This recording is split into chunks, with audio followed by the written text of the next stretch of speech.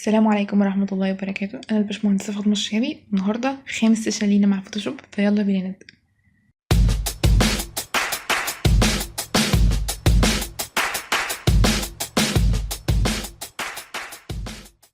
بما ان النهاردة خامس سيشن لينا، فاحنا لازم نفهم حاجة، ان احنا بعد كل الشغل اللي احنا اشتغلناه ده لو حابين نعمل سيف لحاجة هنعمل ده ازاي، وهل الفوتوشوب بيديني سماحية ان انا اعمل سيف بكام صيغة، ولا انا بستخدمهم كام صيغة. فيلا بينا نبدأ الفيديو ونتعلم ازاي نعمل سيف لأي حاجة احنا عملناها في فوتوشوب وايه الصيغ اللي احنا بنستخدمها. اول حاجه اتعلمناها هو ان احنا ازاي نعمل كرييت نيو على طول زي كل مره، اكيد خلاص حفظته. اول حاجه بعملها ان انا بدوس كرييت، وبعد كده بعمل الاعدادات اللي هنا، بسمي الاسم اللي انا عايزاه للمشروع وليكن مثلا حرف الاف، وبعد كده بدوس كرييت تطلع لي الويندو بتاعتي اللي بشتغل عليها. وزي ما اتعلمنا برضو المرات اللي قبل كده، هي ان احنا ازاي بنبدا نرسم اي حاجه. فسي مثلا تعالى نرسم مستطيل، خليه كده تمام بالفيل بتاعه كده، مش هغير اي حاجه. بعد ما خلصت الشغل بتاعي وعايزه اسيف، فانا عندي طريقتين ان انا اسيف بيهم. الطريقه الاولانيه وهي ان انا بدوس على علامه الاكس اللي هي اللي انا اخرج يعني من البرنامج، وساعتها هو هيسيفها لي.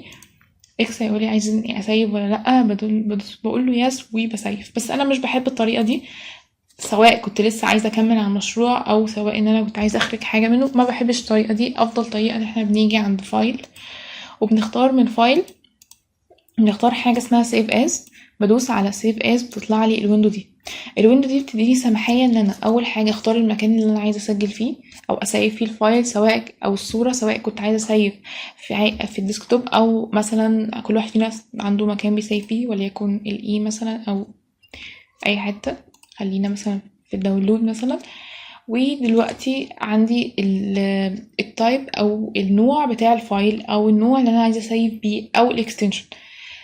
في الستاندر او الديفولت ان احنا لما نيجي نسيف فايل بنسيفه بالاكستنشن بتاع الفوتوشوب اللي هو البي اس دي، اللي هو انا بسيف لو لسه عايزه اكمل شغل على الفايل بتاعي. بمعنى ان انا اشتغلت على مشروع بتاعي مثلا اخراج اي حاجه، اخراج مثلا سيكشن وخلصته، بس لسه فاضل لي كام حاجه اعدلهم فيه، او عايزه اسيبه سماحيه ان انا اقدر لو عوزت بعد كده اعدل فيه حاجه. فبنحفظ الفايل بتاعنا بالاكستنشن اللي هو البي اس دي اللي هو بتاع الفوتوشوب، اللي هو اوريدي بيبقى عامله لي ستاندر، مش محتاجه ان انا اغيره. ساعتها بيبقى شكله زي الفايل اللي موجود فوق ده، اللي هو بيبقى بي اس كده، اللي هو معناه ان هو بصيغه الفوتوشوب لو عايزه اخش اسيف تاني. تمام. في عندنا حاجتين تانيين بنخرج بيهم بقى. يعني دلوقتي ده لو لسه عايزه اكمل الشغل، طب انا خلاص خلصت وده الشغل النهائي وعايزه اطلع صوره مش فايل عشان اطبعها. تمام. فاحنا بيبقى عندنا عشان نطلع صورة بيبقى عندنا اكستنشن الجي بي جي واكستنشن البي ان جي. تمام. طب ايه الفرق ما بين الاكستنشن ده والاكستنشن ده، وامتى بنقول ده وامتى بنقول ده؟ الاكستنشن البي ان جي هو افضل لانه بيطلع الصورة من غير خلفيات لو انا عايزاها من غير خلفية، او لو انا مش عامل خلفية وعايزها من غير الخلفية اللي ورا فبنختار البي ان جي. ودي بيبقى يعني اكتر استخدامنا البي ان جي. الجي بي جي برضو بنستخدمها اللي هي الصيغة الجي بي جي، وديت لو انا مثلا عايزه اطلع صوره احطها على تليفون مثلا او حاجه، فساعتها بيبقى افضل جي بي جي.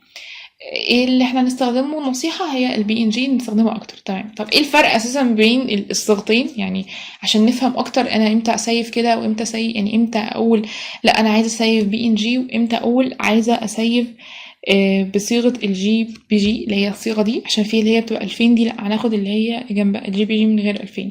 تمام. تعالي نفهم بقى، تعالي نقفل الكلام ده. لا انا مش عايزه اسيف حاجه، وهمسح برضو اللاير دي زي ما اتعلمنا في الفيديو بتاع اللاير. الفيديو فات هسيب لكم برضو اللينك بتاعه في الديسكريبشن، ازاي بنتعامل مع اللاير وازاي بنعمل لاير جديد. تمام.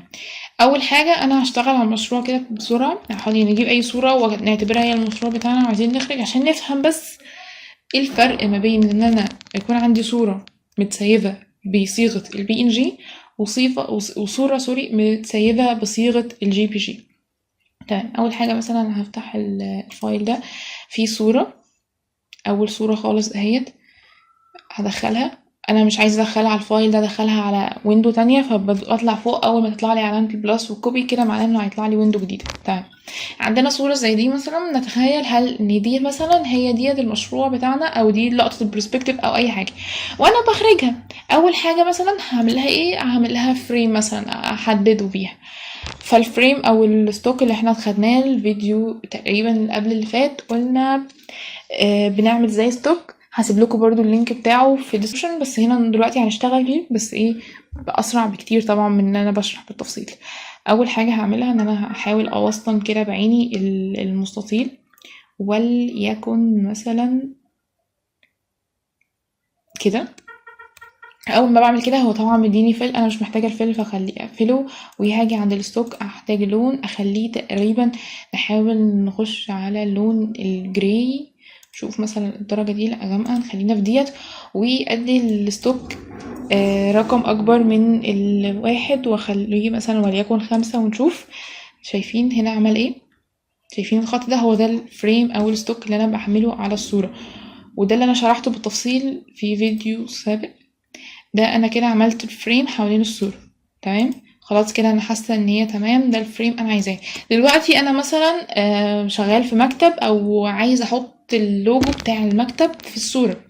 بنحط ده ازاي عشان نفهم بقى ساعتها الفرق ما بين الصيغه البي ان جي والجي بي جي؟ فهنيجي نشوف دول صورتين، واحده منهم محطوطه بصيغه البي ان جي وواحده تانية بصيغه الجي بي جي. احنا قلنا الافضل وبالذات لما نكون عايزين نحط لوجو او حاجه هي صيغه البي ان جي سوري. ليه البي ان جي؟ لان هي ما بتبقاش محافظه على الخلفيه. فتعالي ندخل اول صوره ديت ونشوف. دي بقى الصوره محافظه على الخلفيه بتاعتها، يعني وراها خلفيه بيضه. فانا لما باجي ادخل صوره زي ديت، اولا هي معموله اكس يعني سمارت اوبجكت، فانا هدوس علامه الصح اللي فوق وابدا ان انا اتحكم فيها وفي مقاسها عن طريق ان انا ادوس كنترول تي من الكيبورد. ساعتها بقدر اتحكم في مقاسها، ان انا اقدر ان انا اصغر فيها واكبر، وادوس شيفت وابدا ان انا مثلا اصغر فيها كده وانا دايسه شيفت. ليه بدوس شيفت؟ عشان احافظ على النسب بتاعتها. شايفين عامله زي البقعه، حرفيا بقعه بيضه. فطبعا ده مش بنستخدمه، فانا هدوس آه العلامه اللي جنب علامه الصح دي عشان يمسح لي اساسا الجزء التأثير ده، وهمسكها وامسح اللاير اساسا خالص. يبقى احنا فهمنا ان الصيغة الجي بي جي اللي هي الصورة اللي لسه كنا حاطينها دي، الصيغة ما ينفعش استخدمها مع اللوجو. يبقى انا لو شغالة في لوجو ما ينفعش استخدم الصيغة دي. يبقى انا بالتالي كنت محتاجة ان انا ادخل الصيغة التانية اللي هي الصورة ديت اللي هي بصيغة البي ان جي. شايفين الصورة شفافة ما عندهاش، مش محافظة على الخلفية بتاعتها البيضة. تمام. فانا هبدأ ان انا ادوس شيفت وابدأ اصغرها. تعالي نحطها كده نشوفها. شايفين عاملة ازاي؟ سوري، هدوس سكيب تاني وهرجع ادخلها تاني لاني انا حركتها لعبت في النسب بتاعتها من دون ما ادوس شيفت. طبعا ده غلط، فادوس شيفت وابدا اصغر فيها. تمام. وبعد كده اخدها بقى انقلها واحطها في المكان مثلا ده، لو حسب كل واحد فينا حسب ذوق. مثلا انا احطها هنا واحاول ان انا اظبط مكانها، اجيبها كده شويه مثلا. عايزه مثلا اكبرها تاني شويه، ادوس شيفت كده بالكيبورد وابدا اكبرها، ابص عليها من بعيد شكلها لطيف، علامه الصح. كده انا حطيت للصوره دي، حطيت لها فريم وحطيت لها اللوجو بتاعي. وكده فهمنا ازاي نقدر نعمل لوجو في الصوره بتاعتنا. بس لازم نفهم ان احنا لازم عشان نحط لوجو على صوره لازم يكون الصوره بتاعت اللوجو متسيبه بصيغه البي ان جي، لان هي زي ما شفنا في الصوره التانية لو اتسيبت بالجي بي جي ساعتها بيبقى محافظة على الخلفية بتاعتها البيضة. تمام. يبقى ديت واحنا بنسيف ناخد بالنا، بدوس فايل وباجي عند كلمة سيف از وبشوف من هنا هبص على الصيغ. انا خلصت المشروع بتاعي خلاص، عايزه اسيف. ساعتها هنا ابدا اسيف يا بي ان جي يا جي بي جي. تمام. في ناس مثلا تقول لي انا لو سيفت بالبي ان جي هنا هيشيل لي الصوره الخلفيه اللي هي بتاعه المبنى. لا مش هيشيلها طبعا، هو هيسيبها عادي. يشيلها ساعة لما يكون في خلفية بيضة وانا عاملة سيلكشن على حاجة تانية. ان شاء الله هبقى هقول لكم ازاي ممكن مثلا لو عايزين نلغي الصورة اللي ورا، عايزينها تبقى عبارة عن فريم بس واللوجو، ده ازاي نعمله دلوقتي. حاضر، بس خلينا مثلا نسيب بي ان جي ونجرب الصورة وهي مثلا هتتسيف الصورة هنا، هنسيفها بصيغة البي ان جي، نسمي الصورة ديت رقم 11 مثلا، عشان لما نيجي نبص للفايل نشوف الصورة دي عاملة ازاي، وهقول سيف. ساعتها الصورة يطلع لي ان هو عايزني لارج السايز، انا عايزة لارج سايز، ادوس له اوكي. ساعتها لما اروح على الفايل اللي انا سيفت فيه الصورة اهيت، دي الصورة قبل ما اعدل عليها، دي الصورة اللي قبل ما اعدل عليها، ودي الصورة بعد ما عملت عليها الافكت بتاعي اللي هو حطيت لها الستوك وحطيت اللوجو بتاع القناة او اللوجو بتاع المكتب اللي شغالة فيه، او اللوجو بتاعي انا كمهندس مصمم مثلا الواجهة دي او مصمم اللقطة دي وانا اللي خرجتها من برنامج الريندر وعايزة ادخلها على فوتوشوب بعد ما ظبطتها وحطيت لها الستوك. تمام، تعالي نشوف مثلا انا لو مش عايزه ابين حاجه واطلع صوره زي ديت، وبعدين نلعب بقى في السيف بتاعها. مش عايزه ابين الصوره الخلفيه، عايزاها تبقى مجرد بس الفريم او الستوك واللاير سوري واللوجو. ساعتها بنعمل ايه؟ اول حاجه ارجع بدوس كده كليك على المكان اللي هو الفاضي ده عشان اوصل لللاير. طبعا هو دلوقتي بيقول لي عشان الفريم بقى ماشي. هنا الباك جراوند هي الصوره، هدوس بس على القفل اللي انا قلت لكم عليه قبل كده عشان اقف على اللاير اللي هي اللي تحت، وهقفل من العين اللي جنبها، هقفل اللاير. ساعتها لما اسيف الفايل ده هيتسيف وهو مش حافظ لي على الصوره بتاعه المباني اللي كانت موجوده. تمام، طيب انا عايزه بقى بدل المباني يكون عندي واجهه او خلفيه شفافه ولا خلفيه بيضه. دي بقى الفكره اللي انا بنفكر فيها او اللي انا عايزاها. انا عايزه افكر الفريم ده هستخدمه مثلا اعتبره كحاجه ستاندر على طول، بدل ما كل شويه اقعد اعمل ستوك واعمل الكلام ده، وانا مقاست مثلا الفريم بافر بتاعي مظبطاه كله الفريم كده، لو مثلا انا مطلعه الصور كلها بنفس اللقطه. ساعتها هاجي هنا على الفايل، انا مش عايزه يكون في خلفيه بيضه بدل الخلفيه اللي هي دي اوريدي مش هتبان. يعني مثلا لو نيجي نسيف دلوقتي، انا دوست فايل كده سيف اس وهسيف بصيغه البي ان جي عشان مش عايزاه يحط لي خلفيه بيضه بدلها، وهسيف ديت برقم مثلا نخليه 3 وحيد 111 واسيفها بصيغه بي ان جي وهي تسيف في نفس المكان، وهدوس سيف. تمام، وادوس له اوكي. انا عايزاها بلارج سايز. تمام، هنا اول حاجه قبل ما نجيب الصوره اللي هيحصل، الصوره هتكون ما فيهاش الصوره الخلفيه اللي هي ديت اللي هي خلفيه المباني دي، مش هتبقى موجوده لاني انا خافياها وانا بسيف، فمعناه ان هو مش هيبان هنا. ده واحد. ثانيا الصوره هتبقى متسيفه بصيغه البي ان جي، يعني معناها ما فيش خلفيه بيضه هنا، لا هي مجرد هتبقى تكون بس الفريم ده واللوجو. تمام، احنا لما نيجي نفتح الصوره دلوقتي هنلاقي في حاجه بيضه. ليه؟ لان الصور عامه لما تتفتح لازم بيكون فيها ليها خلفيه بيضه. طب انا اعرف منين الصوره دي فعلا اتسيفت بصيغه البي ان جي ولا لا؟ انا هدخلها هنا، هي هفتح كده العين دي وادخل الصوره هنا وهنشوف ان فعلا ان هي فعلا فريم.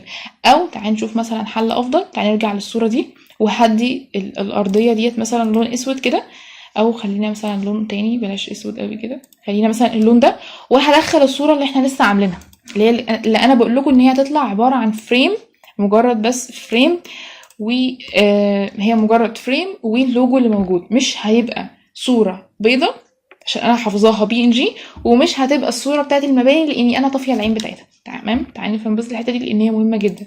تمام، احنا الصوره دي سميتها هي 101. طبعا هنا لو نيجي نفتحها هنا على الكمبيوتر باينه ان في هنا حاجه بيضه، باينه ان هي في خلفيه بيضه مش شفاف، لكن لا انا حافظاها بي ان جي وانا متاكده، فهسحبها كده وادخلها على ديت. شايفين شفت اللون الاحمر اللي تحتيها، ما بقاش يعني عامل صح، ما بقاش هنا لون ابيض، لا هي شفت الجزء الاحمر اللي وراه. فكده نفهم ان انا كده عملت ايه، كده انا سيفت الفريم واللوجو في صوره واحده اقدر ادخلهم على طول. طب انا عايزه اتحكم فيهم، عايزه اجيبهم بالظبط، بدوس كنترول تي بيطلع لي الاكس دي معناها ان انا اقدر اتحكم فيها، بدوس شيفت وابدا ان انا اسحب لو عايزه احافظ على النسب، لو مش عايزه احافظ على النسب وعايزه احرك في حته معينه فوق مثلا تحت او فوق بس كده، فاسحب كده من ناحيه واحده من غير ما ادوس شيفت. لو عايزه انزل من تحت بدوس كده بحيث ان انا اخلي الستوك مناسب جدا للصوره علامته الصح، وبكده انا ظبطت الفريم اللي انا كنت اوريدي مسيباه على الورقه اللي انا حطيتها. تمام، يبقى ديت كانت الفكره، ايه الفرق ما بين الصوره البي ان جي والصوره الجي بي جي. طبعا معظم استخداماتنا والافضل هو البي ان جي، لان هي بتبقى محافظه على الصوره من غير خلفيه. حتى واحنا لما بنيجي بنبقى بننزل صور داونلود بنحاول نخليها تبقى بصيغه البي ان جي علشان مش نقعد نفرغ فيها كل شويه. ان شاء الله هنفهم بعد كده يعني ايه تفريغ، ونفهم يعني ايه الصوره اكتر، يعني ايه الصوره بتبقى بي ان جي. بس اهم حاجه تكون فهمتوا الفكره، فهمتوا ان انا هنا كنت متاكده مليون في المية ان هي مجرد وانا عاملاها كده وبعمل سيف وانا عملت بصيغة البي ان جي ان هي مش مخليه لي خلفية بيضة. تعال نجرب بقى لو انا سيفت بصيغة الجي بي جي، سيف از، وهسيف الصورة واخليها بقى هنا 1111، ازود واحد يعني، وهخليها بصيغة الجي بي جي. تمام، هتسيف في نفس المكان، هدوس سيف. تمام اوكي، وهصغر الويندو، او تعالى نيجي هنا عند ده، هي ال 1111 اهيت، عايزه اسحبها على الفوتوشوب وهدخلها على الويندو دي. وتعالى نشوف، شايفين هنا؟ تعالى نصغر شيفت كده واصغرها شويه بس عشان تبقوا فاهمين. شايفين الفرق؟ اول واحده دخلتها شفت لي الاحمر اللي تحتيها لان هي كانت بصيغه البي ان جي، اما التانية كنت انا مسيباها بصيغه الجي بي جي، ساعتها حافظت لي على الخلفيه البيضاء بتاعتها. تمام، على حسب انا عايز اعمل ايه، فانا بسيب الصور بتاعتي على اساسها. طبعا دوت لو انا اوريدي خلاص خلصت الفينش بتاع الشغل بتاعي ومش محتاجه ان انا اسيف بصيغه الفوتوشوب. طبعا انا بعد ما بكون سيفت كل ده هو ما بيقفلش الويندو يعني بتاع الفايل، ممكن بعد كل ده برضو اسيفها في فايل وبدوس سيف از، وساعتها ممكن اسيبها متسيفه بقى بصيغه الفوتوشوب لو حتى برضو عايزه نسخه احتياطي معايا بعد ما اكون خلصت الفايل او خلصت المشروع بتاعي وطلعت الصوره، سواء طلعتها بي ان جي او جي بي جي. فيا رب تكون فهمتوا الفرق ما بين الصيغ بتاعت الصور، وفهمتوا امتى بنسيف بصيغه الفوتوشوب اللي هي البي اس دي، او امتى بنسيف بصيغه بصيغتين الصور. اللي عنده اي سؤال او مش فاهم اي حاجه يا ريت يبعت لي او يكتب لي في الكومنتس. وشكرا.